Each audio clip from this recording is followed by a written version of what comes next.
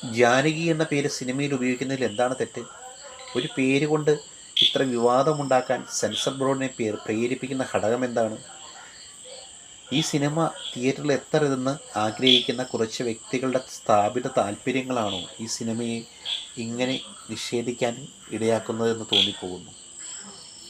എന്തായാലും വേണ്ട വേണ്ടതിനും വേണ്ടാത്തതിനുമൊക്കെ കത്രിക വയ്ക്കുന്ന സെൻസർ ബോർഡിൻ്റെ ചില നയങ്ങളോട് ഒരിക്കലും യോജിക്കാൻ കഴിയുന്നില്ല.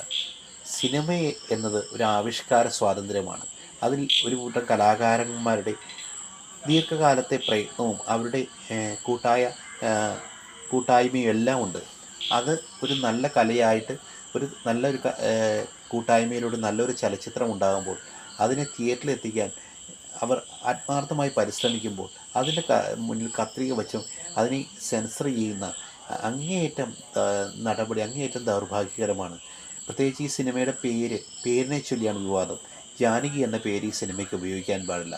സുരേഷ് ഗോപി നായകനാകിയ ഈ സിനിമ തിയേറ്ററിൽ JSK എന്ന പേരിൽ ഈ സിനിമ തിയേറ്ററിൽ എത്താൻ ആ സിനിമയെ ഒരു തരത്തിലും അനുവദിക്കില്ല എന്ന കർശന നിലപാടാണ് സെൻസർ ബോർഡ് എടുത്തിരിക്കുന്നത്. ഒന്നെങ്കിൽ ഈ പേര് മാറ്റുക, കഥാപാത്രത്തിൻ്റെ പേര് മാറ്റുക, പേര് മാറ്റിയാൽ മാത്രമേ ചിത്രം തിയേറ്ററിൽ എത്താൻ അനുവദിക്കൂ എന്ന് അവർ വാശിയോടെ പറയുന്നു.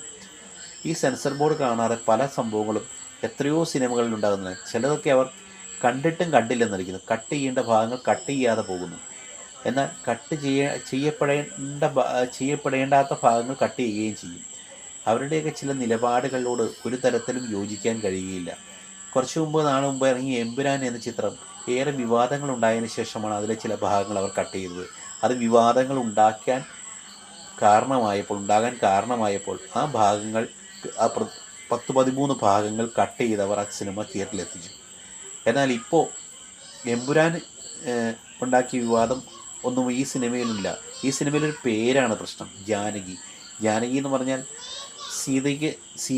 സീതാദേവിയുടെ പേരാണ് ജാനകി.